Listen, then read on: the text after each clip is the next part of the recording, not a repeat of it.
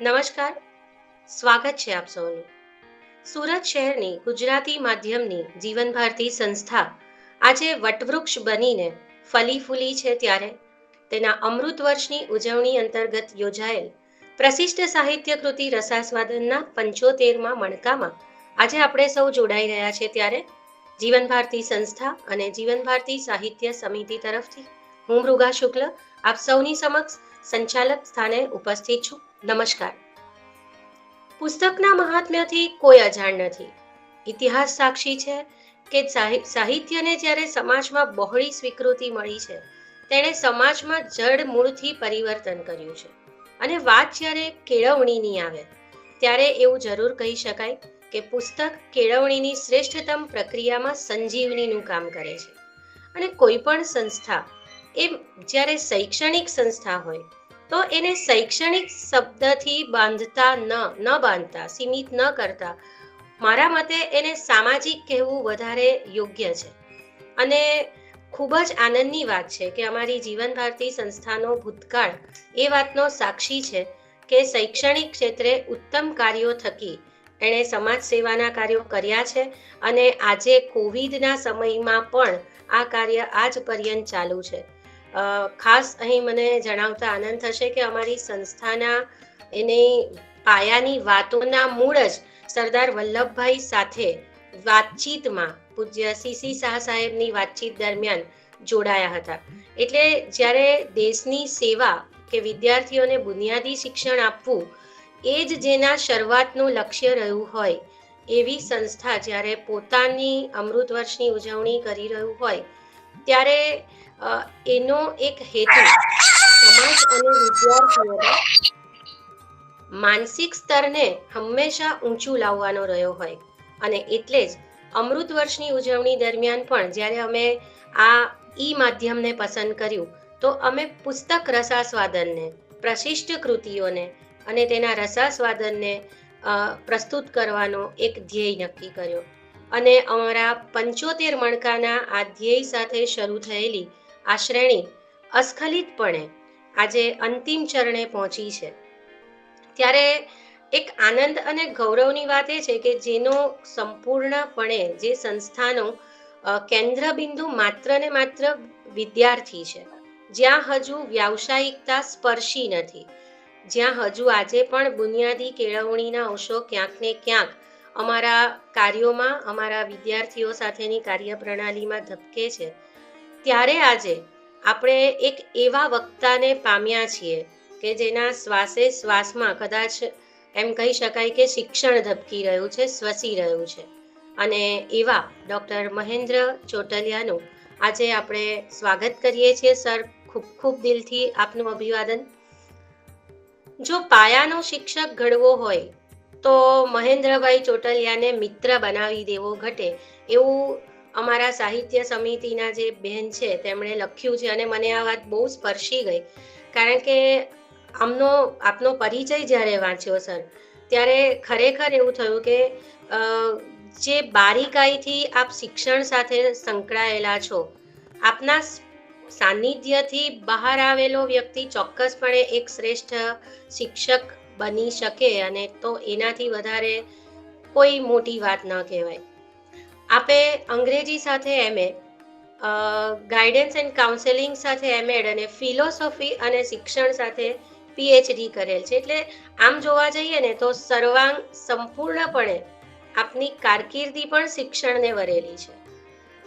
મહેન્દ્રભાઈ SP university Vallabh વિદ્યાનગરના dean અને હેડ રહી ચૂક્યા છે. આપ 2019થી નેશનલ કાઉન્સિલ ઓફ ટીચર એજ્યુકેશનના સભ્ય છો. સાથે સાથે આપશ્રીએ બોર્ડ ઓફ મેનેજમેન્ટના સભ્ય સ્થાને Gujarat Vidyapith, Baba Saheb Ambedkar open university, children university, Lakulish yoga university, speech research committee GCERTમાં આપે સેવા આપી છે. તેમજ બોર્ડ ઓફ ટ્રસ્ટી તરીકે કેડી ધરમપુર અને આર્ક માંગરોળમાં સેવા આપી છે.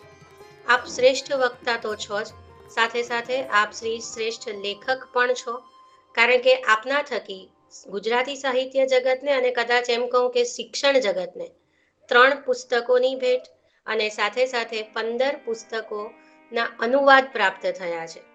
હું એવું ઘણીવાર સર અંગતપણે માનું છું અને મારા વિદ્યાર્થીઓને પણ કહું છું કે કદાચ લેખક પોતાના વિચારોને તો શ્રેષ્ઠ રીતે અભિવ્યક્ત કરી જ શકે, પરંતુ જ્યારે અનુવાદ કરવાના આવે છે ને સર, ત્યારે એ કામ ખૂબ કપરું છે.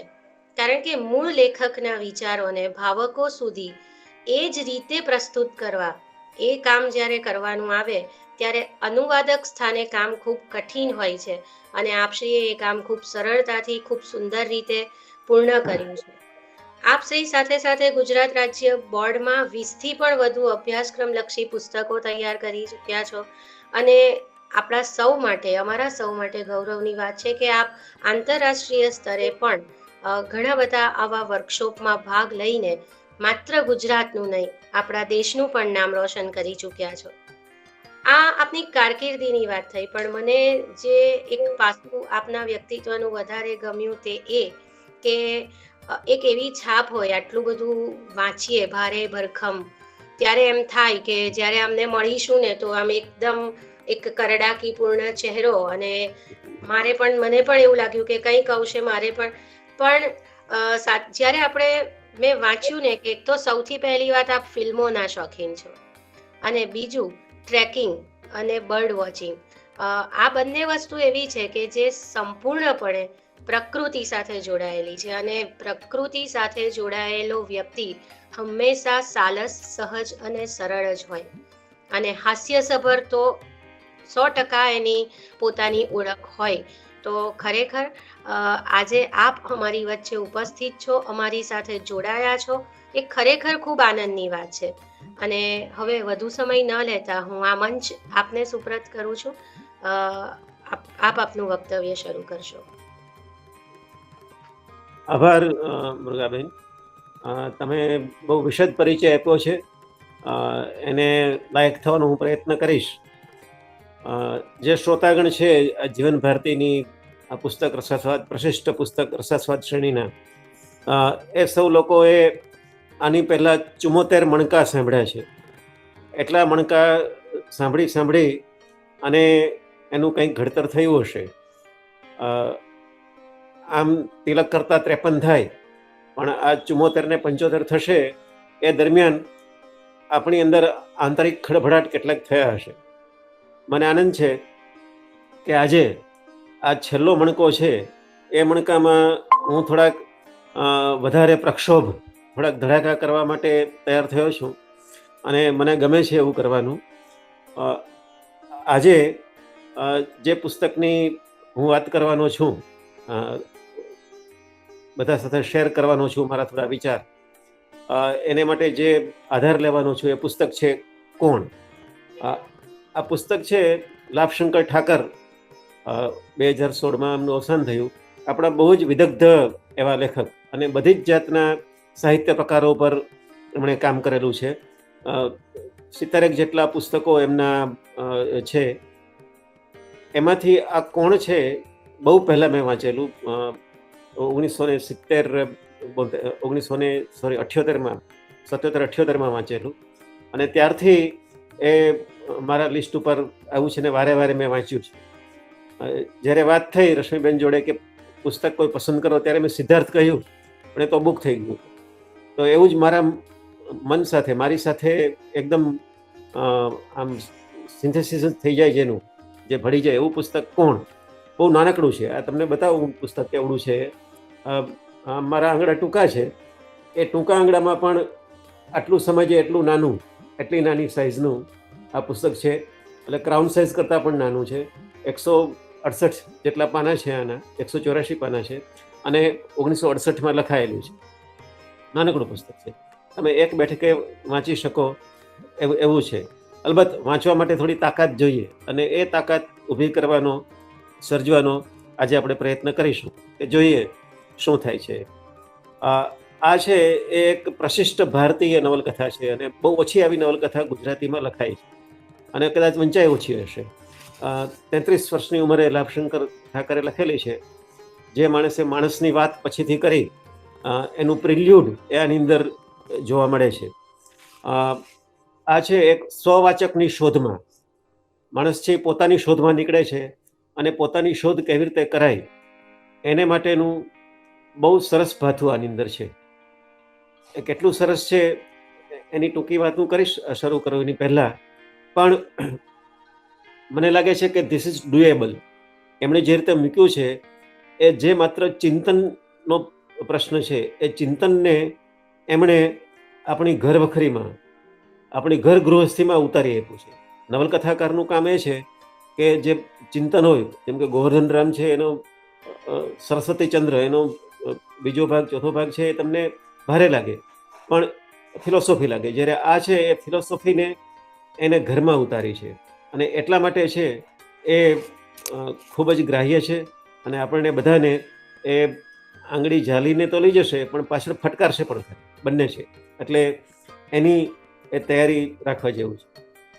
તો પોતાની શોધ એ ભારતીય જીવનનું લક્ષ્ય છે. It's a task for the Indian person. ભારતીય વ્યક્તિ માટે એ છે. રાધાકૃષ્ણને કહેલું કે પ્રત્યેક ભારતીય વ્યક્તિ જન્મથી જ ફિલોસોફર હોય છે. એ વાક્યમાં શ્રદ્ધા રાખી અને હું આની વાત કરીશ કે તમે બધા, આપણે બધા એનામાં એવું તત્વ છે કે જે આને પકડી લે. તો આ જે નવલકથા છે એ નવલકથા એ ચિંતન પ્રધાન છે. એટલે એની વાત કરશું ત્યારે આપણે કોઈ રોમેડી, કોમેડી કે સંસાર કથા જોતા હોઈએ એવા ચટાકા નહીં આવે. પણ આ છે એ આપણી મર્યાદા અને આળસની ચીંટિયા તો ભરશે. અને આપણી જે નઘરોડ નિદ્રા છે, સુખ નિદ્રા છે, આપણે બધા ભજનો અને ઉપનિષદો સાંભળીને સૂતા રહીએ છીએ, તો એમાંથી ઉઠાડવા માટે આપણને થપ્પડો પણ મારશે. આપણે લોકો વિચારથી ગભરાઈ જઈએ છીએ અને વિચારથી ગભરાઈને મોટા ભાગના લોકો દર્શનાર્થી બની જાય છે, દર્શન કરવા જતા રહે છે. અને પછી એને કારણે ઘણા મહંતો, સંતો, સાધુઓ એ બધા ઉભરાય છે, પણ આપણે પોતે એ થતા નથી. આ કથા છે એ પ્રણયની નથી પણ પ્રયાણની છે, યાત્રાની કથા છે. આમાં અભિનિષ્ક્રમણ, એક ઉન્નત પ્રકારનું નિષ્ક્રમણ થાય છે, બહાર નીકળવાનું છે. તો એની કથા, વાર્તા હું પહેલેથી કહીશ નહીં. આપણે વાર્તામાં ઉતરશું અને ઉતરતા ઉતરતા એની લાભશંકર ઠાકરે, યુવાન લાભશંકર ઠાકરે જે જાતની એ રચના કરી છે, એ રચના છે એ રચનાને આપણે માણતા જઈશું. પ્રારંભે આના એક નાંદી તરીકે, શરૂઆત તરીકે એક શેર રાજેન્દ્ર શુક્લનો કે કીડી સમીક્ષણોનું આ આવ જાવ શું છે, કીડી સમીક્ષણોની આ આવ જાવ શું છે, મારું સ્વરૂપ શું છે, મારો સ્વભાવ શું છે. તો અત્યારે આ કીડી જેવી ક્ષણો આપણને કરડે પણ ખરી, અને એમાં આપણું સ્વરૂપ અને આપણો સ્વભાવ એ બંનેનું એક દર્શન આપણને થાય. એને માટે આપણને ઉદ્યુક્ત કરે. એને માટે આપણને જેમ ઝેન ગુરુ છે એ લાઠી ફટકારે, એમ આ લાઠી ફટકારે એવી આ નવલકથા છે. નવલકથાના પ્રારંભમાં અંદર ઉતરીએ એની પહેલા આપણને બધાને જરાક જાગવાનું થાય અને આમ માથું ખજવાડીને ઊભા થઈ જઈએ એટલે આપણા પોતાના ઉપરની એક બે રમૂજ પણ સમજવા જેવી છે. એક માણસને કોઈએ પૂછ્યું કે તમે નાસ્તિક શા માટે છો? એને કહ્યું કે જેવી ભગવાનની મરજી. તમે નાસ્તિક શા માટે છો? તો કે જેવી ભગવાનની મરજી. નાસ્તિક છે એ પણ ભગવાનની મરજી ઉપર આધારિત છે, એને વિચારવાનું ગમતું નથી, એ ભગવાનની મરજી ઉપર ઢોળી દે છે. આપણે એવા છીએ. આ બધા પ્રશ્નાર્થો આપણા ઉપર કરવાના છે, કારણ કે કોણ એનું ટાઇટલ છે, એ કોણ કોણ છે એ આપણે શોધવાનું છે. વેલ, બીજી રમૂજ કે એક આંટી છે એ બારેવા શેરીમાં એને કહ્યું કે છોકરાઓ, તમે આ દડાથી રમો છો તો રમો ખરા, પણ એકબીજાને મારતા નહીં હો, એકબીજાને મારતા નહીં. એટલે છોકરાએ કહ્યું કે આંટી, જો એકબીજાને મારીએ નહીં તો ગેમ કેટલી બોરિંગ થઈ જાય. આપણી ગેમ બોરિંગ થઈ ગઈ છે, આપણે જીવીએ છીએ એ બોરિંગ થઈ ગયું છે. એકનું એક રોજ એવું થાય છે. આપણે રોજ જે વાક્યો બોલીએ છીએ, જે રીતે ચહેરા ઉપર હાસ્ય લાવીએ છીએ, જે વાત કરીએ છીએ, એની એની ઘટમાળ કેવી છે. અને એ ઘટમાળમાં આપણે એટલા બધા ફિટ થઈ ગયા છીએ કે એમાંથી હલવાનું મન થતું નથી. માત્ર આપણે એને રંગરોગાન કરીને ચલાવીએ છીએ. આ બધું છે એની પડછે આપણે આ નવલકથામાં ઉતરીએ. આની વાર્તા શરૂ થાય છે, એનું જે પહેલું જ વાક્ય છે નવલકથાનું એ એવું છે કે અને વિનાયક બસમાંથી ઉતરી ગયો. અને વિનાયક બસમાંથી ઉતરી ગયો. અને કહી અને એક આપણી આગળ અપેક્ષા ઊભી કરે છે કે અને એટલે શું થયું છે. પણ બસમાંથી ઉતરી ગયો. આપણે બધા બસમાં ચડેલા છીએ અને બસમાંથી ઉતરતા નથી. આપણે માટે બસ ક્યારેય બસ થતી નથી. આપણે બે બસ થઈને બસમાં બેઠા રહીએ છીએ ને આગળ આગળ ચાલતા જઈએ છીએ. પણ આ ઉતરી ગયો. તો આ વિનાયક છે એ આ કથાનો નાયક છે, પણ એને વિનાયક કહ્યું છે, એ એન્ટી હીરો. ગુજરાતી નવલકથામાં બહુ ઓછા એન્ટી હીરો આવ્યા છે, પણ એમાં આ સર્જેલો એન્ટી હીરો એ અત્યંત બલિષ્ઠ છે, કારણ કે એને પોતાની ઉપર જબરદસ્ત કામ કર્યું છે. તો ઉતરી ગયો, શા માટે ઉતરી ગયો? તો જ્યારે જતો હતો ઓફિસે તો એને જોયું કે એક સ્કૂટર ઉપર ગુલાબી કપડાં પહેરીને એક સ્ત્રી જતી હતી અને એની પત્ની હતી કેતકી, અને બીજા પુરુષ જોડે બેઠી હતી. એટલે એને એટલો આઘાત લાગ્યો કે આ આઘાતથી છે એ ઓફિસે નથી જવું, શું કરવું, એવું થવા માંડ્યું. અને કહે છે કે આ કેતકી છે એ બીજા પુરુષો જોડે આનંદ પ્રમોદ કરે, અને હું ઘર સરખું ચાલે એટલા માટે પ્રૂફ રીડિંગ કરી અને પૈસા કમાઉં, હું ઓવર ટાઈમ કરું, આ બધું કરું. એને માણસ જાત પરથી વિશ્વાસ ઉઠી ગયો અને લખે છે કે હવે હું જીવીશ કેવી રીતે, આત્મહત્યા કરું, અને આ સંસાર લીલાનું પ્રયોજન શું છે? તો જો આવી એક ઘટનાથી હચમચેલું, એની ભ્રાંતિ છે એ ભ્રાંતિ એની તૂટે છે સૌથી પહેલી જ ઘટનામાં. તો આ પહેલો ચીંટીઓ છે એને ભરાયો કે આ શું થયું. અને પછી પોતાની જાતે વાત કરતા કહે છે કે આ પ્રણય, આ અભિલાષા, આ ભાવના, એ બધું ગાંઠપણ હશે. તો અહીંથી એની વિચાર યાત્રા શરૂ થાય છે. જેમ નાનકડો સિદ્ધાર્થ બુદ્ધ બન્યો એની પહેલા એને ઘણા બધા પ્રશ્નો થયા હતા, અને હરમન હેસેનો સિદ્ધાર્થ, એને પણ એ જ્યારે શ્લોક બોલતો અને ઓમનો ઉચ્ચાર કરતો ત્યારે એના મનમાં પણ પ્રશ્નો થતા હતા. એવા પ્રશ્નોથી શરૂઆત થાય છે. અને નવલકથાનું શીર્ષક છે નવલનું એ પણ કોણ ક્વેશ્ચન માર્ક છે, એનો જવાબ નથી, કોણ ફૂલ સ્ટોપ નથી, પ્રશ્ન જ છે.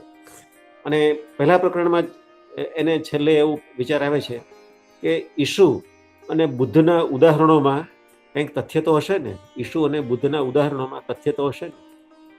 આપણે લોકો ઉદાહરણના માણસો છીએ, જ્યાં ત્યાં આપણી વિદ્વત્તા છે એના કારણે ઉદાહરણો આપ્યા રાખીએ. પણ ભારતમાં જ્ઞાન એ પંડિતાઈ નથી. પંડિત છે તો આપણે ત્યાં ગાઢ છે. એ ખરેખર આપણા જીવનમાં આ ચરણમાં આવે. આ ચરણ એટલે પગ સુધી પહોંચે, ચરણ સુધી પહોંચે ત્યારે આ ચરણ કહેવાય. પણ આપણો વિચાર છે એ અહીંયા જ રહે છે, પગ સુધી પહોંચતો નથી, એ માથામાં જ ભરેલો રહે છે. તો એ કંઈક તથ્ય તો હશે જ ને, એમ કરી અને એની વિચાર યાત્રા છે એ શરૂ થાય છે. એટલે જુઓ કે આવા ધક્કાઓ આપણને લાગે એટલા સંવેદનશીલ આપણે રહ્યા છીએ. સંવેદનશીલ કે હોય તો થયા રાખે, સંસાર છે ચાલ્યા કરે, આ સંસાર છે ચાલ્યા કરે એમ કહી અને આપણે આપણી જાતને બચાવી લીધું છે. અને ગીતાના 15મા અધ્યાયમાં કહ્યું કે એ છે એ ઉર્ધ્વમૂલ અધો શાખા, એવું જે અશ્વત્થ સંસારનું વૃક્ષ છે, તો એ સંસારને અશ્વત્થ કહ્યો છે. અશ્વત્થ એટલે એટલે નહીં, સ્વ એટલે આવતીકાલ, જે આવતીકાલ સુધી ટકતો નથી, તે સરતો રહે છે. એ સંસાર, એ સંસારમાં આપણે સંવેદનશીલ રહીએ તો આપણે એમાંથી નીકળી શકીએ. એટલે એ નીકળવું એને માટેની આ ઘટના છે. શું થયું હતું એને જોઈતી કે એની પત્ની છે એ પાછળ બેઠી છે. પછી મનમાં એનો અંતરાલાપ ચાલુ થાય છે, અંતર સાથે, જાત સાથે વાત ચાલુ કરે છે. આપણને વાત કરવા માટે બીજા કોઈ જોઈએ. ઘણા બધા લોકોને પોતાની જાત સાથે ગમતું હોતું નથી, એટલે કોઈને ખોડી કાઢે. અને હવે તો આ બધા રમકડા આવી ગયા છે, એટલે આપણને જાત સાથે, જાતને ખૂણે પર જ મૂકી દીધી છે. દુઃખી થઈએ તો હવે ટેબ્લેટ મળે છે. અને કોઈકે લખ્યું છું 10 વર્ષ પહેલા કે ભવિષ્યમાં માણસનું સુખ અને દુઃખ એ દવાઓ નક્કી કરશે, અને આપણે દવાઓ પર ઘણો બધો આધાર રાખવા માંડ્યા છીએ. કેટલા બધા લોકો એન્ટી ડિપ્રેસન્ટ લેતા હશે, પણ આને ન લીધે ઉથલપાથલ થઈ ગઈ. ઘરે આવીને વાત કરી કે મેં તને જોઈતી, સાંજે વાત કરે છે આમાંથી, તો કે હું નહોતી તો મારી બેન હતી અને મારા કપડાં પહેરી ગઈ હતી આજે આવી હતી ત્યારે, અને એ મારી બેન છે એ કોઈના સ્કૂટર પર ગઈ, હું નહોતી. વિનાયક છે એ બહુ દુઃખી થઈ જાય છે કે મને માફ કરી દે,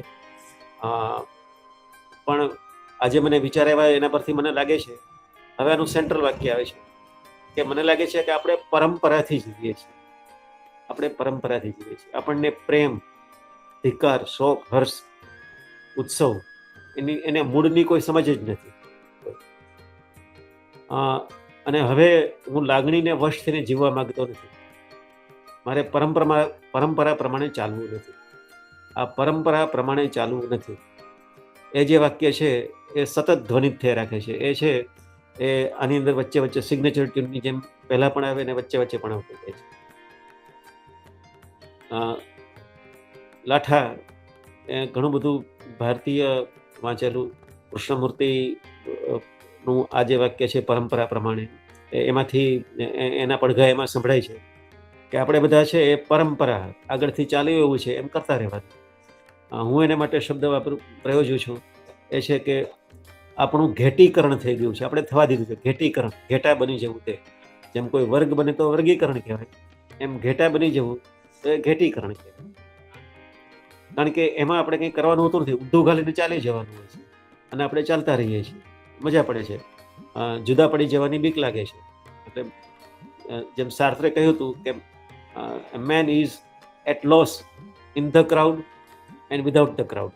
બે વખતે મુશ્કેલી પડે છે, પણ ક્રાઉડમાં જતું રહેવું એ સહેલું પડે છે. તરત આપણે ઘેટા બની જઈએ છીએ. અને ઘેટું છે એ ભયનું પ્રતીક છે કે આમાંથી પરંપરાથી બહાર જાઓ એટલે ભય લાગે, અને ભયમાંથી મુક્ત થવું હોય તો ઘેટા બની જાઓ. તો પહેલી એક જરાક આપણને અહીંયા હળવેકથી ટપલી મારી કે તમે જરા જુઓ તો આપણે ઘેટા છીએ. અને પછી આ જે ભ્રામક ઘટના બની એનાથી વિનાયકને ઘણું બધું બળ મળે છે. એ કહે છે કે મને ઘણું બળ મળ્યું છે અને મને સભાન કર્યો છે. આપણે રાજ કપૂરને યાદ કરીએ કે ઠોકરને જબ તક તું ખાએગા તો ત્યાં સુધી રોતા હુઆ આયા હે રોતા હુઆ જાયગા. ઠોકર આપણને લાગે ત્યારે આપણે તરત પાટો બાંધી લઈએ છીએ, એ ઠોકરની અંદર જઈને એને ખોલતા નથી. એ સ્થિતિમાં જો રહીએ તો અંદરના દ્વાર આપણા ખુલે.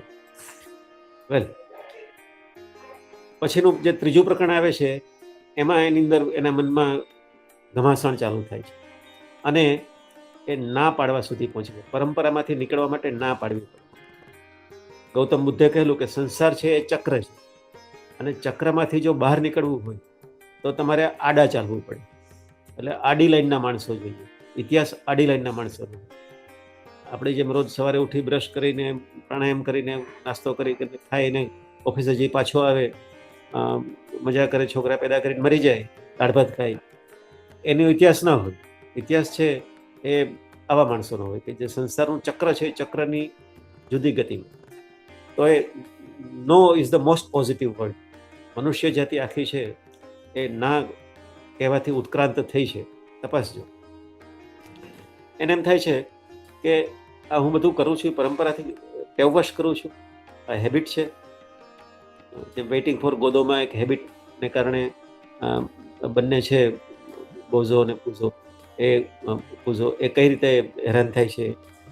તો એ કહે છે મારે બધું પરાણે કરવું નથી, કે મારે ઓફિસે નથી જવું, આજે ઓફિસે નથી જવું, મારે ઊંઘવું છે, આજે ઊંઘી જઈશ, ઓફિસે નહીં જાઉં, મારે આ ઘટમાળ તોડવી છે. અને પછી વાક્ય બોલે છે કે જે થવું હશે તે થશે.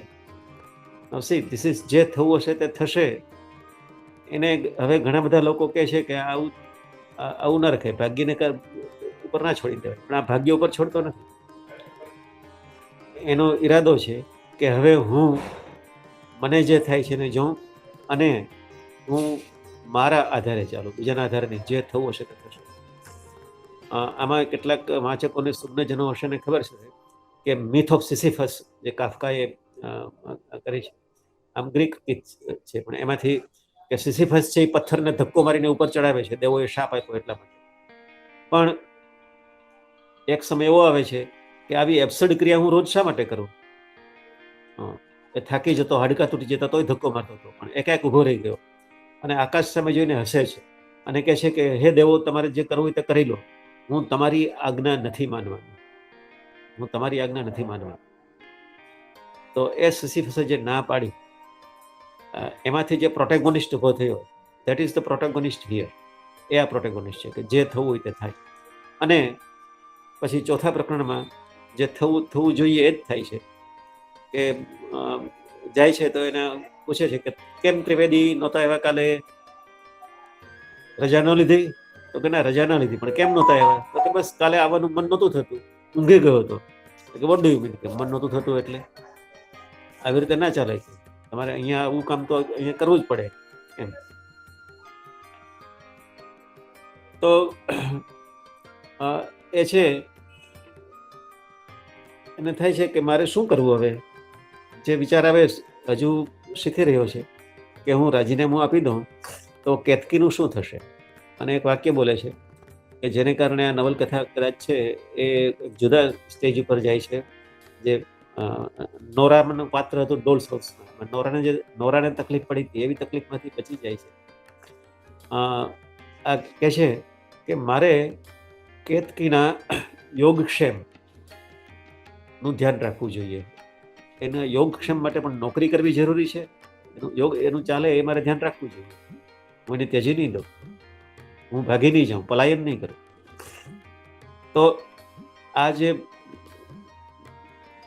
સિદ્ધાર્થ છે એ ઘરેથી જતો રહ્યો યશોધરાને છોડીને, એમાં છોડીને જતો નથી. એટલે પેલો બુદ્ધ થયો તો આ પ્રબુદ્ધ છે. હવે આના પછી એ રાજીનામું આપે છે અને ખરેખર રાજીનામું શબ્દ સાર્થક થાય એવી રીતે આપે છે. એ રાજીનામું એ નારાજીનામું નહોતું. ઘણા બધાનું રાજીનામું નારાજીનામું હોય છે. કંઈક માથાકૂટ થાય એટલે કે તો જા લે, તારી નોકરી નથી કરવી.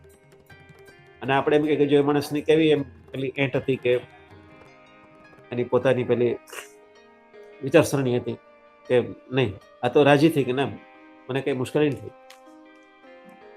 એટલે રાજીનામું લખી અને આપે છે પેલાને. તો કહે છે કેમ ભાઈ ત્રિવેદી, રાજીનામું કેમ આપો છો, શું કારણ છે? એટલે એને જવાબ આપ્યો. એ જવાબ અત્યંત જબરદસ્ત હતો. એને કહ્યું અમસ્તું જ. હવે કોઈ માણસ અમસ્તું જ રાજીનામું આપે એ આપણા કોઈ બોસના ભેજામાં જાય કેવી રીતે? અમસ્તું એ કંઈ કારણ છે રાજીનામું આપવાનું? એટલે તરત જ કહે છે કે શું તમે કંઈ ગાંડા થઈ ગયા છો? આ છે એ પહેલું બધાનું રિએક્શન, ગાંડા થઈ ગયા છો? વિનાયકે કહ્યું જી જી. એટલે એ જે ગાંડપણ છે એને સ્વીકારે છે. જો તમારામાંથી કોઈ જિબ્રાનની ધ મેડ મેન એ પુસ્તક જોયું હોય તો એમાં આવે છે કે ઘણા માણસો ગાંડપણ એટલા માટે સ્વીકારી લે છે, ગાંડપણનું વર્તન એટલા માટે કરે છે કે જેથી એ પોતાના ડાપણને સુરક્ષિત રાખી શકે. એટલે લોકોને ગાંડપણ લાગે, હજુ આમાં ફર્ધર ગાંડપણ આવશે ત્યારે પાછું જિબ્રાનને આપણે યાદ કરી શકીએ.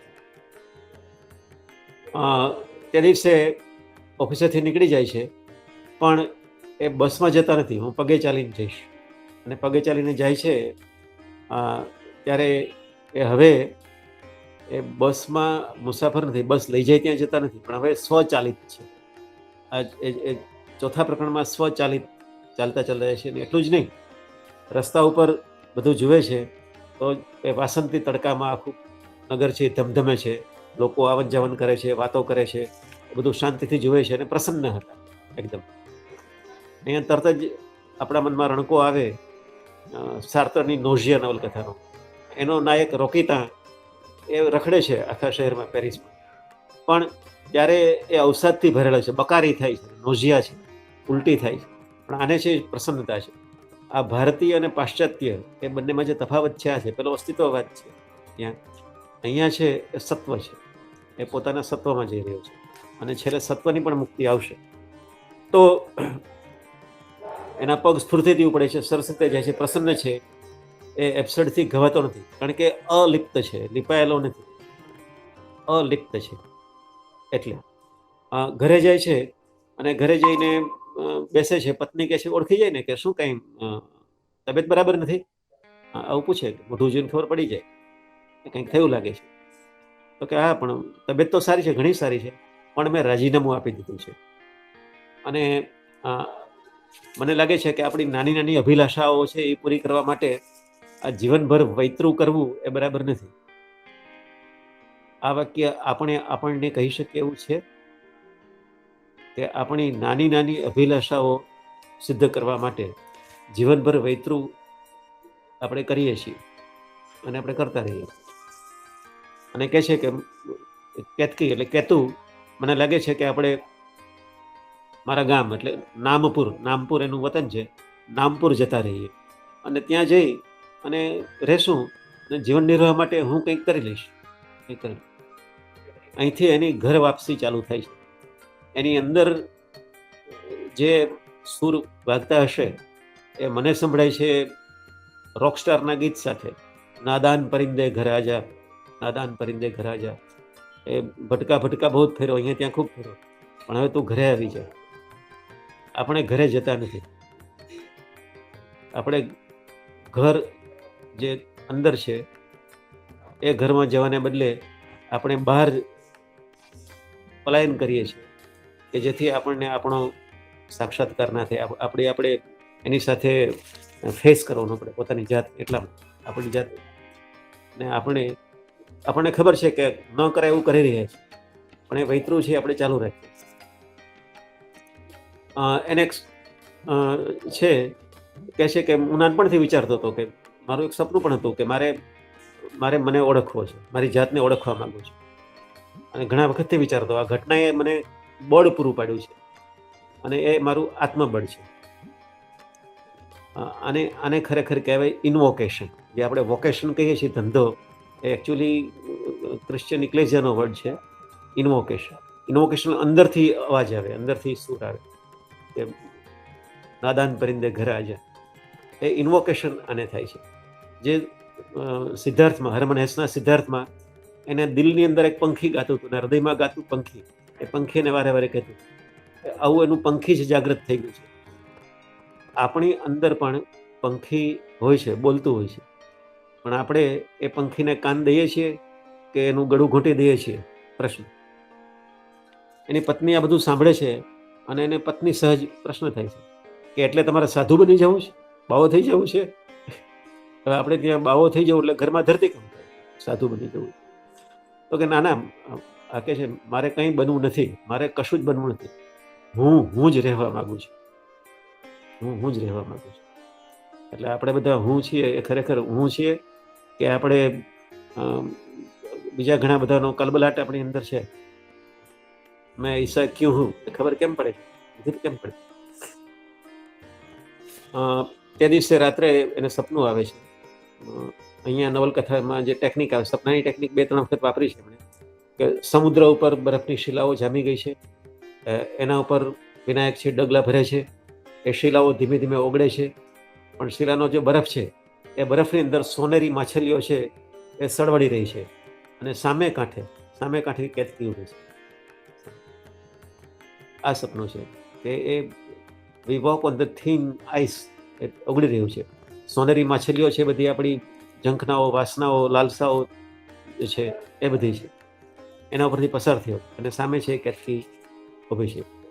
આ બધું છે એ પેલું શેક્સપિયરનું વાક્ય છે કે coming events cast their shadows before. જે આવવાનું છે એની આ એંધાણી દર્શાવતું હોય એવું આ એક વાક્ય છે, પણ સરસ રીતે એમણે મૂક્યું છે. 6ઠ્ઠા પ્રકરણમાં એના સસરા સાથે એન્કાઉન્ટર થાય છે વિનાયકનો, અને સસરા આવીને કહે છે, સમજાવે છે ને કે એલા આવા સાધુ વેડા ના કરો, અને જો અમને ખબર હોત કે તમે આવા થવાના છો તો અમારી છોકરીની જિંદગી ના બગાડે. નેચરલ આવું થાય. આ ડાયલોગ છે, બહુ જાણીતો ડાયલોગ. વિનાયક છે એ કહે છે કે જુઓ, મેં કેતકીની જવાબદારી છોડી નથી, એ જીવનભર મારી સાથે રહેશે. હું મનગમતું કામ કરીશ, પણ પૈસા માટે આખો દિવસ કામ કરવાની, વૈતરું કરવાની મારી ઈચ્છા નથી. એટલે આ છે એ સૂચવે છે કે આ એનું પલાયન નથી, એ ખરેખર કશું કરી રહ્યો છે, ડુઈંગ છે. અને આ આપણને બતાવે છે કે આ બધું ડુએબલ છે. છેલ્લે પાછો આ પ્રશ્ન ઊભો કરીશ કે આ બધી વાત થઈ રહી છે એ ડુએબલ છે કે ખાલી સાંભળીને મજા કરવા માટે? વાહ, બહુ સરસ નવલકથા લખીને કંઈ એ સરસ નવલકથા લખીને કંઈ એ વાળું આ કામ નથી. એના બાપુજી કહે છે કે ચાલ કેતકી મારી સાથે, પણ કેતકીએ કહ્યું, દ્રઢપણે કહ્યું કે ના બાપુજી, હું એમની સાથે જઈશ, એમની સાથે જઈશ. એટલે આ છે ઘણો સહયોગ કહેવાય. આવું ન પણ થાય, પણ આ નવલકથામાં એવું થાય છે. પણ એવું થાય છે તો છેલ્લે શું થાય? ત્યાર પછી છે એ બોસ અને સસરાભાઈ ભેગા થઈને એને સમજાવે છે કે ના, તમે પાછા આવી જાઓ, કાલથી જોડાઈ જાઓ, કંઈ વાંધો નહીં, ભલે રાજીનામું આપ્યું. નામપુરમાં જઈને શું કરશો? સેવા કરવી છે? ગ્રામ સેવા કરશો? તો કે ના ના, મારે આત્મસેવા કરવી છે, આત્મસેવા કરવી છે. આ સેવા એટલે સર્વિસ, આત્માને સેવવાનો છે, સેવ્યત, પોતાના આત્માને સેવવાનો છે. આપણે બીજા બધા ઈંડા સેવીએ છીએ, ઈચ્છાઓના, આવકના, પ્રતિષ્ઠાના, પણ આત્માનું સેવન એને સેવીએ છીએ ખરા? એટલે એ કહે છે કે મને એવું લાગે છે કે હું નોકરી છોડું છું, પણ મારી બઢતી થઈ છે. હવે આ રીતે જોવાનો જે પર્સપેક્ટિવ છે કે મારી બઢતી થઈ, હું આગળ જઈ રહ્યો છું, જ્યારે સામેના બાકીના બધા કહેતા હોય કે આ માણસ ગયો, એ પોતાની બઢતી માને છે. અને એ જણાવે છે છેલ્લે કે મેં કંઈ આવેશમાં રાજીનામું નથી આપ્યું, આવેશમાં નથી આપ્યું, જાણી જોઈ સમજીને આપ્યું છે. નામપુર જવાની બસમાં બેસે છે, સવારે નીકળે છે બસમાં જવા માટે, અને બસમાં છે એ પાછી એના મનમાં વિચારો ચાલુ થાય છે કે મારે શોધ કરવી છે કે આ સુખ ને દુઃખ શાથી આવે છે, આ સુખ ને આવ જાવ શું છે, એમ કરે છે. હું જ્યારે કસોટીમાં મુકાવું છું ત્યારે મન ઈચ્છે તેમ કરે છે. તો આવા આગોતરા નિયમો છે એ હોવા જોઈએ ખરા? એ પ્રાયોરી નિયમો નૈતિકતાના હોવા જોઈએ કે જો આમ થાય તો આવું કરવું જોઈએ, જો આમ થાય તો આવું કરવું જોઈએ, કે જ્યારે પરિસ્થિતિ ઊભી થાય ત્યારે આપણું મન છે એને રિસ્પોન્સ આપવું જોઈએ. આપણે જો શ્રી કૃષ્ણ જે પૂર્ણ પુરુષોત્તમ હતા એનું જોઈએ તો આગોતરા નિયમો માન્યા નથી ક્યારેય. બધા જ વિનાયકોએ છે એ પ્રાયોરી નિયમોને બદલે પોતે નિયમો ડિસ્કવર કર્યા છે, પોતે નિયમો, મૂલ્યો છે એ મૂલ્યોની શોધ કરી છે, ઇન્વેન્ટ કર્યા છે. એટલે આ છે એ પ્રસન્નતા અનુભવે છે. બસમાં જતા જતા ઊંડાણની અનુભૂતિ થાય છે, અને એમ થાય છે એને કે અંદરનો આનંદ ઉંચકાઈને પ્રસરી રહ્યો છે. ઘણા વખતથી જેની ઈચ્છા કરતો હતો એ અંદરનો આનંદ ઉંચકાઈને પ્રસરી રહ્યો છે. આને પીક એક્સપિરિયન્સની શરૂઆત કહેવાય. અબ્રાહમ માસ્લો જેણે પીક એક્સપિરિયન્સ પર કામ કર્યું છે, તો આ એક પીક એક્સપિરિયન્સ, શિખર અનુભૂતિ, શિખર પર જવાની અનુભૂતિ છે એ હવે આ છે એને થઈ રહી છે. એ જાય છે નામપુર, બપોરે ઊંઘી જાય છે, પછી ઉઠે છે, પછી જે એના જે ચિંતનો છે હવે ચાલશે, અને બધા ચિંતનો એવા છે કે જે મને, તમને, બધાને ઘણીવાર થયા, અને ઘણીવાર થયા પછી આપણે હજુ ત્યાં છીએ કે કંઈ ટેકરી ઉપર ચડવાની શરૂઆત કરી છે, શું થયું છે? તો ઉઠે છે ત્યારે કેતકી સૂતી છે, એ બેસે છે, એના મનમાં રતિભાવ ઉભો થાય છે, વિનાયકના મનમાં રતિભાવ થાય છે. એટલે ત્યારે એ જોઈ રાખે છે અને વિચારે છે. એ જે વાક્ય છે એ વાંચું છું કે પૌરુષ માત્ર કામ અને એની તુષ્ટિ પાસે અટકતું નથી. પૌરુષ છે માત્ર કામ અને એની તુષ્ટિ પાસે અટકતું નથી. એમાં પરિણામોનો બોજ ઉંચકવા અર્થવશ પણ બનવું પડે છે. એટલે કામવશ થાય છે, પણ કામવશ થયા પછી એના પરિણામોનો બોજ ઉંચકવા અર્થવશ પણ થવું પડે છે, અને હું એમાંથી છૂટવા માંગુ છું. અને પછી કહે છે કે કેતકીને પુત્રેષણા હોય તો પણ એ અનિવાર્ય નથી, હું એને વશ નહીં થઉં. એટલે એને પુત્રેષણા હોય તો એને વશ થવું જોઈએ, તો હું વશ નહીં થઉં, કારણ કે પુત્રેષણા એ અનિવાર્ય નથી, એના વગર ચાલે એમ છે જીવન. તો આ એક છે એ પાછું ફરીથી આપણને વિચાર કરવા માંગે છે. અને આની સામે અને તરફેણમાં ઘણા બધા વિચારો પુરુષ મનમાં અને સ્ત્રી મનમાં ઊભા થયા રાખે આ બંને. પણ આપણને સૌને ખ્યાલ હશે કે ભારતીય ચિંતનમાં, ભારતીય દર્શનમાં પુરુષ એ શબ્દ છે એ આત્મા માટે છે. એ પુરુષ છે એમાં બધા આવી જાય. આપણને જ્યારે વ્યાકરણ ભણાવે ત્યારે પહેલો પુરુષ, બીજો પુરુષ, ત્રીજો પુરુષ કહે છે, તો એમાં કોઈ છોકરી હોય તો પ્રિયંકા પણ પોતાને પહેલો પુરુષ કહે કે હું બોલું છું, હું પહેલો પુરુષ. તો ત્યારે ક્યારેય વ્યાકરણના શિક્ષકે કહ્યું નથી કે આ પુરુષ તું ક્યાં છો, તું તો સ્ત્રી છે. એ વખતે કહી દેવા જેવું હતું કે પુરુષ છે, પણ એ આપણા ટીચરો કરતા નથી, એને ખબર નથી. ઓકે, પછી ગામમાં ફરવા નીકળે છે. ત્યાં જઈને ત્યાં સુધીમાં 10મું ચેપ્ટર આવી જાય છે. અને એનો એક સહાધ્યાયી હતો બળદેવ, એ ત્યાં ખેતી કરે છે. આ બળદેવની જોડી છે એ જોડી ગબ્બર સાંભાની નહીં, પણ સિદ્ધાર્થ નવલકથા, હરમનહેસી નવલકથામાં સિદ્ધાર્થ અને ગોવિંદા છે, એમાં ગોવિંદ છે. એ ગોવિંદની જે જોડી છે એવી જોડી છે. બંને છે એ કાઉન્ટર ફોઇલ છે. તો એની વાડીએ જાય છે. એ વાડીએ જઈ અને પછી વાતો કરે છે અને કહે છે કે હું કાયમ માટે ચાલ્યો એવો છું, એ નાનું મોટું કામ કરીશ અને અમે અહીંયા રહેશું. પહેલાં એની પત્ની છે એ નાસ્તો ઓફર કરે છે, તો કે હું નાસ્તો નહીં કરું, કારણ કે જો હું નાસ્તો કરું તો પછી તમે લોકો આવો ત્યારે મારે પણ એ ઓફર કરવું પડે, ને મારે એ આખી ઘટમાળમાં પડવું નથી. અગેન ના પાડે છે. હવે એમ થાય કે આ તો નાની વાત છે, નાની વાતમાં આવું કંઈ કરાય. અને એની પત્ની, બલદેવની પત્ની પણ કહે છે તમે નાની વાતમાં આવું બધું કચકચ કરો છો, આવું બધું તમે જૂથો છો. ત્યારે વિનય કહે છે કે આગ્રહને વશ થવાની મનોવૃત્તિને જવા ના દેવાય, એના પર ધ્યાન આપવું જોઈએ. અને આ તો નાની વાત છે, માટે છોડો માથાકૂટ. એવું જો કરીએ તો આપણે એમાં ઊંડા ફસાતા જઈએ અને તથ્યનો સાક્ષાત્કાર કરવાની આપણી શક્તિ છે એ ધીમે ધીમે ઘટી જાય અને વિચાર શક્તિ છે એ ક્ષીણ થઈ જાય. આવું થયું છે. આપણે ઘણી નાની વાતમાં આવું કરતા જઈએ છીએ.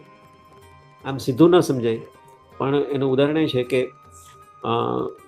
ઘાંચી છે એની ઘાંચી તેલ કાઢતો હોય, એના કપડા પર તેલનો પહેલો છાંટો પડે તો ત્યારે એ સભાન નથી થતો, પછી બીજો પડે, ત્રીજો પડે તો પડ્યા રાખે છે. એમ ઘાંચી તો નથી થતો, પણ આપણે પણ એવા ઘાંચી છીએ કે પહેલો છાંટો પડે ત્યારે આપણે સમજી જતા નથી અને ત્યારે આપણે પાછા એ ચાલુ રાખીએ છીએ. પછી ઘણા બધા છાંટા છે એ પડતા રહે છે અને આપણને વાંધો નથી આવતો કંઈ.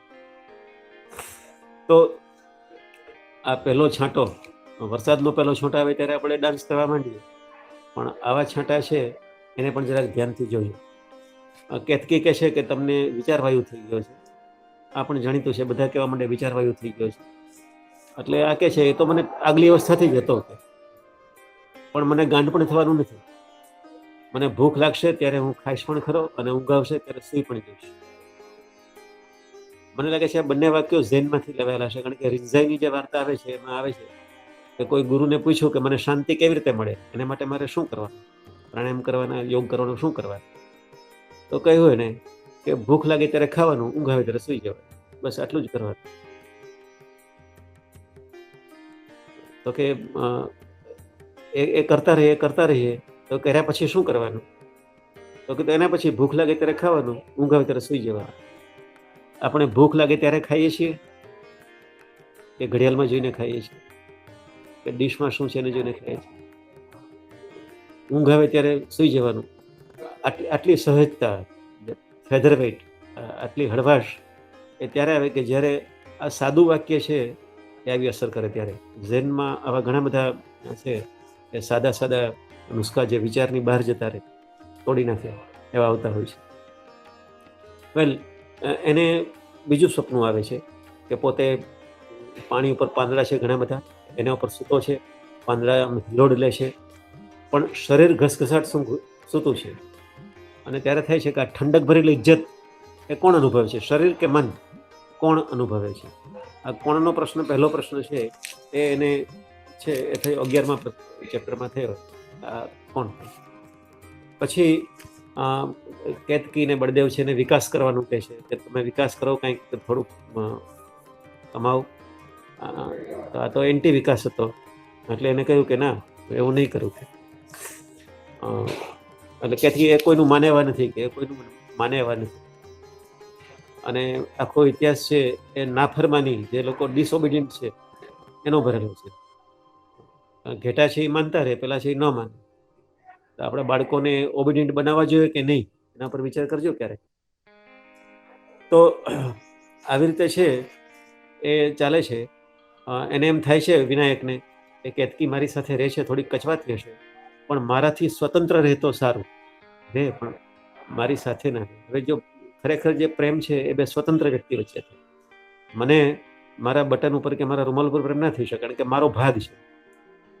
સ્વતંત્ર વ્યક્તિ હોવી જોઈએ. તમારે કોઈને સ્વતંત્ર, તમે તમારા જેવી જ વ્યક્તિ જો તમે એને એવી રીતે તમે એને લો, એવી રીતે તમારે અંતર્ગત કરો, પછી બંને વચ્ચે એ સંબંધ છે એના તાણાવાણા ઊભા થાય. તમારો ભાગ હોય, હું મારા હાથના પ્રેમમાં ના પડું. તો એ વિચાર છે એ અહીંયા કરે છે. ને ચર્ચા, એક નિરંજન નામનો મિત્ર મળે છે, એની સાથે ચર્ચા કરે છે. પણ એ પેલો તર્કશાસ્ત્રી હતો, એટલે એની સાથે તો બહુ લાંબુ ચાલતું નથી. પણ કેતકી મંદિરમાં જાય છે ત્યારે એને એક બોલે છે એવું કે ઈશ્વર એ માનવીનો મોટો પરાજય છે. ઈશ્વર છે એ માનવીનો મોટો પરાજય છે. માણસ જાણે કંઈ વિચારતો જ નથી, અને એટલે એનું માથું ઝૂકી જાય છે શરમ. સમજી? એટલે એ કેતકીને મિનિમમ સગવડ આપવાનું વિચારે છે. પણ જો એ દુઃખી થતી હોય તો સમાજની પરંપરાને કારણે એ કોઈ આવે ત્યારે નાસ્તો ન કરાવવો, કોઈ બીજાને ત્યાં જાય તો નાસ્તો કરવો નહીં. એટલે એ એની વ્યક્તિગત મર્યાદા છે, અને હું એનો નિમિત્ત છું, આવું એ પોતે વિચારે છે. એનું વિચારોનું સતત ચાલુ રહે છે, એની ખોજ ચાલુ થઈ ચૂકી છે. દરેકે દરેક નાની વાતમાં કરે છે. આ બધી ઘટના આપણા જીવનમાં બને છે ત્યારે આપણે એને એક સપાટ, હંમેશા બનતી રોજિંદી ઘટના તરીકે જીવી જઈએ છીએ, તરી જઈએ છીએ. આ ઉતરી જાય છે, તરતો ઉતરી જાય. હવે આટલા સમય સુધી કેવી રીતે ચાલ્યું હશે? તો એની પાસે જે થોડી બચત હતી એમાંથી ચલાવતા હતા. એ આમ પૂરી થવા આવી એટલે કેતકીએ કહ્યું કે તમે જો કામ કરવાના ના હો તો હું નોકરી કરવાનું ચાલુ કરું, બાકી મારાથી આ રીતે રહેવાતું નથી. એટલે પેલો કે છે કે જો કે તું લાઈફ માટે બહુ પૈસા જરૂરી નથી. કોઈ હસબન્ડને આવું વાક્ય બોલવું, આજે બોલવું હોય તો એને મુશ્કેલી પડે. આને કહ્યું આવું, અને એવા પૈસા માટે જો પુરુષાર્થ કરીએ તો એને માયા જ કહેવાય. આવું વાક્ય બોલી ગયો વિનાયક. એટલે કે તો એ છે કે એ પત્ની સહજ જવાબ હતો કે તમે મને ઉપદેશ આપો છો એ પણ માયા જ છે. તમે જે મને ઉપદેશ આપો છો એ પણ માયા જ છે. એટલે આ વિતંડા પ્રશ્ન છે. પણ વિનાયકને ખ્યાલ આવ્યો કે આ ઉપદેશ આપ્યો છે, એટલે તરત એ માફી માગે છે કેતકીની કે મેં તને ઉપદેશ આપ્યો છે, આપવો ન જોઈએ. એટલે આદેશ અને ઉપદેશ એ બંનેની બહાર નીકળીને સ્વાદેશ, સ્વનો અંદરનો જે ઇન્વોકેશન છે, આદેશ છે, એને વશ થવાનું. આવી રીતે એનું આગળ વધે છે ધીમે ધીમે. અને એક વખતે જમવા બેસે છે ત્યારે એને આત્મ સાક્ષાત્કાર પહેલી અનુભૂતિ છે એને થાય છે, કે જેમાં એ જુએ છે કે હું બેસું છું, કોણ બેસે છે, અનુભવ કરે છે તો કોણ અનુભવ કરે છે. આ બધાથી અદૃશ્ય, અનાકાર, અસ્પૃશ્ય એ જે છે એ મને કેમ અનુભવાય છે અત્યારે. અને આ ભલે ક્ષણાર્ધનો અનુભવ છે, પણ અનુભવ થયો ખરો. એટલે શરીર અને આત્મા કે ચેતના એ બંનેનું જે વિભેદ છે એને ખ્યાલ આવવા માંડ્યો. એટલે પોતે જીવ છે ને જીવ અને આત્મા બે એકરસ થઈ ગયા છે જીવમાં, એવું નથી. હવે ભારતીય દર્શનમાં શરૂઆત અહીંથી કે આપણે જીવને આત્મા માની લઈએ છીએ. એટલે જીવ કંઈ ભોગવે તો એ બધું છે એને આત્મા ભોગવે છે એમ માની લઈએ. આત્મા તો ખરેખર સાક્ષી છે. એટલે એનો એ સાક્ષીનો જે ભાવ છે એ ભાવ તો આનો ધીમે ધીમે હવે આવવા માંડ્યો છે આટલાને અંતે.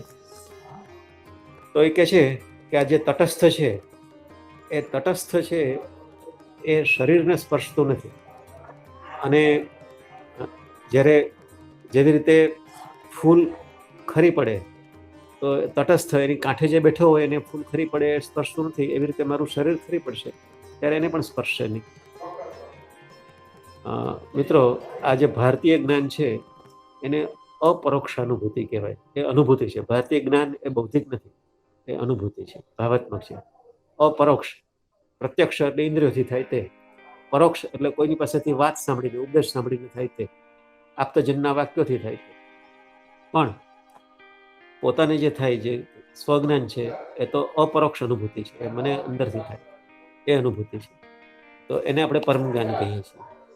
તો એ અનુભૂતિની ઝાંખી છે એ એને મળી રહે છે. પછી તો છે એ પોતે પોતાનું કામ જાતે શરૂ કરે છે, જાતે કામ કરવા માંડે છે. જાતે કામ કરતાં કરતાં બધા લોકો એની હાંસી ઉડાવે છે. એની પત્ની કહે છે કે તમારે શું ગામમાં મને જીવા દેવી છે કે નહીં? આવું તમે કરતા રહેશો તો મારાથી રહેવાશે કેવી રીતે? પછી કેતકીના પપ્પા આવે છે અને એને તેડી જાય છે કે હું લઈ જાઉં. તો કે કેતકીની ઈચ્છા હોય તો લઈ જાઓ, પણ મારી જોડે રહે તો મને વાંધો નથી. અને પછી મનમાં કહે છે કે ખરેખર અમે એકબીજા માટે અનિવાર્ય નથી. મોટો ફટકો છે. વિચાર કરાય ખરો કે આપણે આપણા બાળકોને, આપણા પતિ પત્નીને બધા એકબીજા માટે અનિવાર્ય છીએ? વચ્ચેથી કોઈ મરી જાય કે ન હોય તો ચાલી જાય છે કે નહીં? એ વધારે સારું ચાલે છે? તો આ બધું જરા વિચારજો કે અનિવાર્ય નથી. એટલે એનું મન ઉદ્વિગ્ન થાય છે કેતકી જાય છે ત્યારે, પણ એ કહે છે કે આ ઉદ્વિગ્ન મનને પણ હું સાક્ષી ભાવે જોઈ શકું છું. તો ઉદ્વેગ છે એ તો જીવને થાય છે, આત્માને થતો નથી. જો આપણે આત્માને માનતા હોય, અને ઘણા બધા લોકો આત્મા એમ બોલતા હોય છે, પણ એ આત્મા ખાલી શબ્દ તરીકે આમ બોલવાની મજા આવે, સાંભળવાનું થોડુંક આમ ટેકો રહે કે વાહ, આત્માની વાત કરી, બહુ ઊંચી વાત કરી હો. તો એ ખાલી એવી વાત નથી, પણ એનું પ્રત્યક્ષ અને પુરાવા આપણા જીવનમાં લઈ શકાય એવા છે આવું કરો ત્યારે. પછી એ ધીમે ધીમે બળદેવ એકલો છે, બળદેવની વાડીએ જાય છે, ત્યાં બેસે છે, વાત કરે છે. પેલો એમ કહે છે કે હું તને ઝૂંપડી બનાવી દઉં, તું અહીંયા રહે. તો કે ના ના, એ બધું ભ્રાંતિ છે, મારે કોઈ આવી મમત્વ ઊભું કરવું નથી. એ ઘરમાં એકલો રહે છે અને એક દિવસ સવારે ઉઠીને જોયું તો એનું બધું છે એ લોકો ચોરી ગયા હતા, ત્યાં કશું હતું નહીં. એ પછી ઘરેથી નીકળી પડે છે અને ચાલ્યો જાય છે. ચાલતા ચાલતા વચ્ચે કોઈ જગ્યાએ ટેકરી પર પહોંચે, રોકાઈ જાય છે. ઘણા બધા દિવસ સુધી ત્યાં સમય છે એ પસાર થાય છે. એને થાય છે કે હું શ્વાસ અનુભવું છું, પણ આ શ્વાસ કોણ લે છે? આ વિચાર કોણ કરે છે? આ શ્વાસને અટકાવી દઉં? શ્વાસ અટકાવવું તો રૂંધાઈ જશે કોણ? શરીરનો નાશ થશે, તેમાં મને શું છે? જે જુએ છે તો નિર્વિકાર છે. એટલે છેલ્લા પ્રકરણોમાં કોણ જાગે છે, કોણ ઊંઘે છે, આ સમયના વિભાગો કોણ અનુભવે છે, એવા કોણ એવા અનેક પ્રશ્નો એના મનમાં થઈ જ રાખે છે. એ આગળ જતો હોય છે ને કંઈક ખાવાનું નથી હોતું, ભૂખ લાગે છે તો પીલુડી તોડીને ખાય છે. તો એ વખતે ગાંડી છોકરી પણ ત્યાં હોય છે, અને એ છોકરી, ગાંડી છોકરી છે, એ ધીમે ધીમે આની સાથે આવે છે. બંને જણા જાય છે. એ છોકરી કારણ વગર હસે છે. વિનાયક કહે છે કે આ મારામાં નાનામાં ફેર શું છે? હું પણ આવી રીતે હસું છું, આપણામાં જ હસે છે. તમે મને સરખા છીએ, પણ એ અબુદ્ધ છે ને હું સબુદ્ધ છું. અને માણસોએ કેટલી બધી ધમાલ કરી અને આ બધું પાસ નાપાસ, વિટામિન DDT, રસી મુકાવો, એ વખતે લખેલું છે રસી મુકાવવાનું, એ બધું શોધી કાઢ્યું છે. એ બધી આપણી ભ્રાંતિઓ છે, એ આ છોકરીને અડતી નથી. પછી તો એક ગામમાં પ્રવેશે છે, લોકો એને જુએ છે, પેલે ગાંડી છે, આ હસતો હોય છે, તો એમ કહે છે કે ભાઈ આ છે એ કોઈ સાધુ મહાત્મા લાગે છે, મહારાજ મારે ત્યાં પધારો. એમ લોકો છે એને બોલાવી જાય છે, પણ આ તો કંઈ જતો નથી. કોઈ કહે છે પુરુષ વૈરાગી છે, મારા શ્વાસનો રોગ મટાડી દો. એને થયું કે હું સાધુ નથી એમ કહું, પણ એ સાધુ નથી એમ કહેવાની ઈચ્છા પણ ના થાય કે એ મારે શું કામ કહેવું છે. અને હું બોલતો નથી એટલે આ લોકો મને મૌની કહે છે, મુનિ કહે છે, તો ભલે કહે. આત્મા તો અવાક છે. હવે એ એકવાર એ ટેકરી પર ઊભો હતો અને પેલી ગાંડી પણ હતી. ત્યાં એક બકરી છે, ચરાતો ભરવાડ હતો, છોકરો હતો. એ બકરી જોરથી બોલી. એ બોલી એટલે છોકરી મોટેથી હસી પડી. એ છોકરી હસી પડી એટલે એની સાથે આ પણ હિસ્સો. પણ આ બધું જ સાંભળ્યું, એ સાંભળીને પેલો બકરા ચરાવતો છોકરો છે ત્યાંથી મુઠ્ઠી વાળીને ભાગી. આ ઘટનામાં મારે એ પૂછવું છે કે આ પેલી ગાંડી છોકરી, આ વિનાયક, બકરા અને પેલો ભરવાડ છોકરો, એ ચારમાંથી આપણે શું છીએ એ જરા વિચારજો. આ ચારમાં આપણે શું છીએ? ખાલી રોજબરોજની ખાઈ પી અને જીવી જતી એવી પેલી છોકરી એવી છે કે જે બધામાં એને જે છે એવું સ્વીકારી લે અને જીવી કાઢે છે. એવા છીએ આપણે. પેલા બકરા છીએ, આપણે પેલો છોકરો છે કે કોઈ આવું જોઈએ તો ભાગી જઈએ, ના આપણે એવું ના કરે. ઘણા બધા ઘરોમાં જો કોઈ પુરુષ કે સ્ત્રી છે એ વધારે આમ વિલુપ્ત અનાસક્ત થવા માંડે તો લોકો ગભરાઈ જાય કે આને કોઈ આસક્તિ નથી, બોલો, અને લાગણી થતી નથી. બાકી ભારતીય દર્શનની વાત આવે ત્યારે આપણે કૂદકા મારે કે વાહ, આપણે કેટલું મહાન કહેવાય, અનાસક્તિ હોવી જોઈએ, ગીતાનો પાઠ કરતા હોય. પણ જો કોઈને અનાસક્તિ ઘરમાં દેખાય તો ગમે તેમ કરીને આસક્તિ પહેરાવી દેવા માટે દોડીએ આપણે. લોકો દૂધ મૂકી જાય છે અને ત્યાં ખાવાનું મૂકી જાય છે, એ કશું ખાતો નથી. ઘણા બધા દિવસ થઈ ગયા, 10-12 દિવસ થયા, એને કંઈ ખાધું નથી. લોકો આવે છે, એના ચહેરા ઉપર આમ તેજ પ્રસરેલું છે એવું બધા લોકો કહે છે. ફોટા વડાવીને ફોટા પડી જાય છે બહારથી આવીને. લોકો દર્શન કરે છે. આ કોઈ તપોભ્રષ્ટ આત્મા છે, 10 દિવસથી સમાધિમાં છે. આ લોકો પછી લોકો એકવાર આવીને જાગે છે તો પ્રશ્નોત્તરી કરે છે કે અહંકાર કેવી રીતે જાય. તો આ કહે છે કે અહંકાર કોને થાય છે? જેને થાય છે એ કોણ છે? એના વિશે વિચારો. મુક્ત થવાની ઈચ્છા કોને થાય છે? કોને થાય છે? એ કોણ એવી ઈચ્છા કરે છે? એના વિશે વિચારો. આ બધો વિચાર થાય છે. બળદેવને એની પત્ની આવે છે, એને કહે છે કે તું મારે ત્યાં આવતો રહે, મને શિષ્ય બનાવો. જેમ પેલા ગોવિંદ કે સિદ્ધાર્થને મને શિષ્ય નથી બનાવતો, કે ના, હું જ છું, તું છો. પેલો કહે છે કે પ્રાણાયામ કરીએ, તપ કરીએ તો કંઈ ફેર પડે? તો કે ના, પ્રાણાયામ તપથી ફેર ન પડે. તમારે તમારી જાતને આવી રીતે ધીમે ધીમે બધામાંથી પસાર કરતા વિચારતા, આવા બધા ધક્કાઓ છે એમાંથી બહાર નીકળતા, એ શીખવાની જરૂર છે. એટલે છેલ્લે સમય ભ્રાંતિ છે. આ ઘટનાઓ છે, એ ઘટનાઓ બની એમાંથી એ બહાર નીકળે છે અને એને આ હું છું અને હું જે છું એ પ્રસન્ન છું, પરમાનંદનો અનુભવ છે, એની અનુભૂતિ કરે છે. અહમ બ્રહ્માસ્મિનો અનુભવ ને થતો હોય એવું લાગે છે. આ પલાયન નથી, પણ ચિંતનાત્મક સંયમથી વર્તે છે અને બધાને પ્રશ્નો પૂછવાનું કહે છે. એટલે આપણી અંદર એક આખી પ્રશ્નમાલા ઊભી કરે છે. આનું છેલ્લું પ્રકરણ હું 1 મિનિટમાં વાંચી જાઉં. આખું પ્રકરણ બહુ નાનકડું છે, છેલ્લા પાના ઉપર છે. એક દિવસ સાંજે જિજ્ઞાસુઓ કુટીરની બહાર એકત્ર થયા હતા. સમય થઈ ગયો હતો, પણ કુટીરમાંથી કોઈ બહાર આવ્યું નહીં. બધા વાટ જોતા બેસી રહ્યા. ઘણો બધો સમય પસાર થઈ ગયો. 1-2 જણાએ ઉઠીને કુટીરમાં ડોક્યું કર્યું. કોઈ દેખાયું નહીં. અંદર પ્રવેશ્યા. કોઈ નથી. બધું એમને એમ પડ્યું છે. ટેકરાની આજુબાજુ બધા ફરી વળ્યા. ક્યાંય પત્તો લાગ્યો નહીં. ક્યાંક ચાલ્યા ગયા હશે. આ ક્યાંક ચાલ્યા ગયા હશે ત્યાંથી આ નવલકથા પૂરી થાય છે. એક વ્યક્તિ, આમ વ્યક્તિ, મારા તમારા જેવી વ્યક્તિ, એ કેવી રીતે આ યાત્રામાં પસાર થાય અને કેવા કેવા પડાવો આવે, એ પડાવ આવે ત્યારે વિચારણાઓ કેવી રીતે થાય. જો આપણે ભારતીય હોઈએ, આ બધા ભારતીય વિચારોમાં ને દર્શનમાં ને એમાં આપણે ગર્વ કરતા હોઈએ તો આપણું જીવન આવું ન હોય. આ આપણને સામાન્ય માણસને જીવન રીતિ બતાવે છે. તમને શું લાગે છે, આ ડુએબલ છે કે ખાલી બહુ ઊંચી વાત કરી, મજા પડી ગઈ એવું વાત? તો આ મજા પડવાની વાત છે કે આપણને જગાડવાની વાત કરે છે? તો આ નવલકથા એવી વિશિષ્ટ નવલકથા ગુજરાતીમાં ભાગે જ લખાય છે. વિમુક્ત કરીને એક ગૌતમ શર્માની હતી. ધ્રુવભાઈની તત્વમસીમાં પણ તત્વમસી સુધી પહોંચવાની વાત આવે છે. તમારા હાથમાં, અને બીજી આવૃત્તિ થઈ છે આ નવલકથાની, નવી આવૃત્તિ. એ હાથમાં આવે તો વાંચજો. આમાંથી ઘણા બધા તમને પ્રસંગો છે એ આપણા ઘરમાં બનેલા પ્રસંગો છે.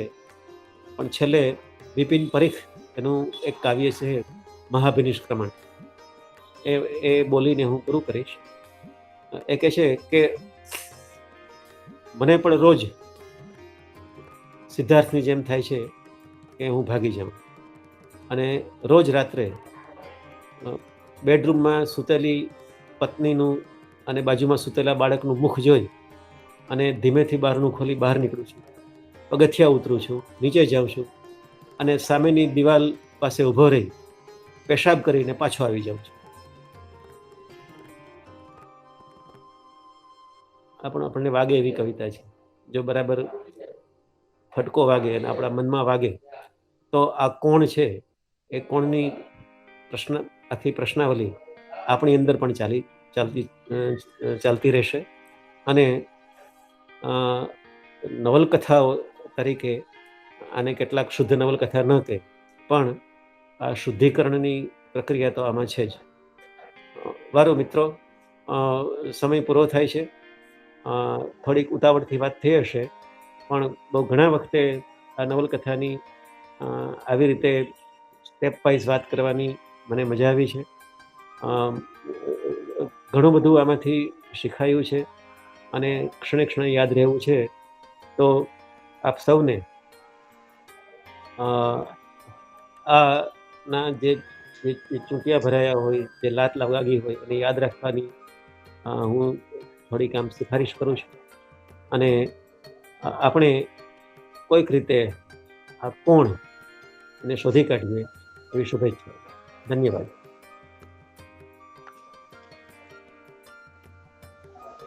સર, આખી આપની વાતો સાંભળ્યા પછી મને એક વાત કહેવાનું ચોક્કસ ગમે છે કે લાભશંકર ઠાકર વિશે એક વાત એ પણ જાણવા મળી કે તેઓ આયુર્વેદ ચિકિત્સક હતા અને ખૂબ સારી ચિકિત્સા કરતા હતા. પણ આ કોણ વિશે વાંચ્યા પછી એમ કહી શકાય કે તેઓ માત્ર શરીરના ચિકિત્સક નહોતા. આજે આપણે COVID-19ના સમયમાં જ્યારે એમ કહીએ છીએ ને કે માણસને પોતાની ઓળખ કરાવી કોવિડે, તો આ વાત એમણે 1968માં કરી છે કે જ્યારે તો સમયના કાંટા સાથે આજના જેટલો વ્યક્તિ બિઝી નહોતો. એટલે ખરેખર સૌથી પહેલી પણ આપની વાતની શરૂઆત એક રમૂજથી કરી, તો કદાચ હું પણ એક રમૂજ કરવાનો અહીં ચૂકતી નથી કે કદાચ અમે સુરતીઓ એમ કહી શકીએ કે અમે કોણને મેળવી શક્યા છે, કારણ કે હું શું છું તેને બદલે અમે પહેલેથી જ કહીએ છીએ હું છું. એટલે આ એક મજાક છે સર, કારણ કે હજુ તો બહુ ઊંડાણપૂર્વકની વાતો શીખવાની બાકી છે. પણ તમે જે વાતો કરી બરાબર, પણ એ વાતોને જો મારે અહીંયા એનું આકલન કરવું હોય ને તો કદાચ બીજી 45-50 મિનિટ મને જોઈશે. પણ મને તમારી જે આ આખા સમયમાં જે મુખ્ય લાક્ષણિકતા તમારી જે ગમી ને એ મને તમારી શબ્દોની તોડીને એને અલગ રીતે પ્રસ્તુતિ કરવાની વાત. મેં ઘણા બધા અહીંયા ઉદાહરણો ટાંક્યા છે. સૌથી પહેલું તો વિનાયક. આ ખરેખર સાચી વાત છે, કારણ કે વિનાયક એક ખરેખર વિનાયક રહ્યો તો જ કદાચ એ આ લેવલ પર પહોંચી શક્યો. જો એ વિનાયક રહ્યો હોત તો કદાચ એ ઘેટીકરણ એનું થઈ ચૂક્યું હોત. બીજા આપણા એક તો બે બસ થઈને આપણે બસમાં મુસાફરી, આ શબ્દોની જે સમજાવવાની પદ્ધતિ આપની હતી એ ખરેખર અસરકારક છે અને હું ચોક્કસ એક શિક્ષક તરીકે આને મારા વર્ગમાં અપનાવવાની ચોક્કસ કોશિશ કરીશ, કારણ કે મારો વિષય ભાષા છે. એટલે મને મજા આવશે આ એક એનાથી ભણાવવાની. અને આપે અંતે એક પ્રશ્ન પૂછ્યો કે આ ખાલી આપણી અંદર આમ મજા આવે એવું નથી. હું ખરેખર કહું તો આ જગાડવાની વાત છે, અને જો જાગીશું તો જ કદાચ આપણી આજનું આ સેશન છે એ પણ ચરિતાર્થ કહેવાશે. અને જાગવાની જરૂર હજુ પણ આપણે બધાને છે જ, કારણ કે હમણાં એવું જોવાય છે કે આપણે બહુ લક્ઝુરિયસ મકાનો બનાવીએ છીએ, એને હું મકાન કહું છું. બધી જ સુવિધાઓ ઉપલબ્ધ કરીએ છીએ અને જેવી એકાદ રજા પડે અને આપણે બહાર નીકળી જઈએ છીએ. આપણા દ્વારા બનાવેલું આ મકાન આપણને ઘર જેવી શાતા નથી આપતું. ત્યારે આપણે સૌથી પહેલા તો આપણા પોતાના અંદર ડોક્યું કરવાની વાત જરૂરી છે. એક બહુ જાણીતું વાક્ય વારંવાર વોટ્સઅપ પર વાંચું છું અને એને હું અહીંયા યાદ કરું છું કે બધાની આગળ પોતાની ઓળખ ઊભી કરવાની લાઈમાં આપણે એક એવા વ્યક્તિને મળવાનું ચૂકી જઈએ છીએ આખી જિંદગી, અને એ વ્યક્તિ છે તમારી સામે અરીસામાં ઉભેલો માનવી. આ વાત ભલે વારંવાર આવે છે પણ મને બહુ સ્પર્શે છે, કારણ કે ખરેખર આપણે પોતાને ઓળખવાની કોશિશ પણ નથી કરતા. આપણો દિવસ અને રાત આમ જ પૂરી થઈ જાય છે. તો આપે આ જે આપના માધ્યમ થકી આ કોણને અમારા સુધી પ્રશ્નાર્થ સાથે પહોંચાડ્યું, એ બદલ આપનો ખૂબ ખૂબ આભાર. અમારા બહેને, જેમણે મેં ફરી અગાઉ જેમનો ઉલ્લેખ કર્યો છે, સોનલબેને આપના વિશે લખાણ લખીને જે પોસ્ટર બનાવ્યું છે, એમણે એક વાક્ય અંદર બહુ સરસ લખ્યું છે કે આભારનો ભાર સતાવે તો એ વ્યવહાર, પણ જો આભાર આનંદ આપે ને તો એ નિર્મળ હેત છે. અને આ જ નિર્મળ હેત સાથે સર આપનો ખૂબ ખૂબ આભાર માનું છું. જીવન ભારતી સંસ્થાના અમારા તમામ હોદ્દેદારશ્રીઓ વતી અમારી એક આખી ટીમ છે. આજે જ્યારે આપણે ક્રમાનુસાર, ભલે 2 મણકા બાકી છે પણ ક્રમ પ્રમાણે આપણે અંતિમ મણકા પર છીએ, ત્યારે હું આ ટીમને ખાલી નામથી પરિચિત કરાવીશ.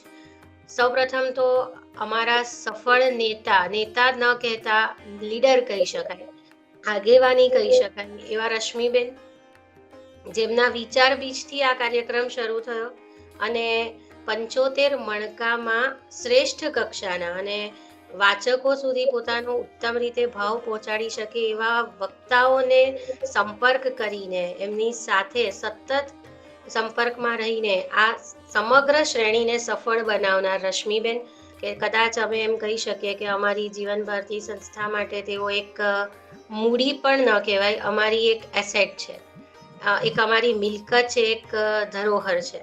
રશ્મિબેન સાથે હું મૃગા શુક્લા, સોનલબેન, અનિતાબેન અને ભાવિશાબેન, અમારી આ એક ટીમ છે જે અમે આ શ્રેણીમાં કાર્યરત રહ્યા. તો અમારા બધા વતી આપનો આ સાથે અહીં આ 75 મણકામાં અમારી સાથે વક્તા સ્થાને જોડાનાર કે ભાવક સ્થાને જોડાનાર તમામનો હું જીવન ભારતી મંડળ અને સાહિત્ય સમિતિ વતી હૃદયપૂર્વકનો આભાર માનું છું. Thank you very much sir. આભાર. I enjoy. આવજો. આવજો સર.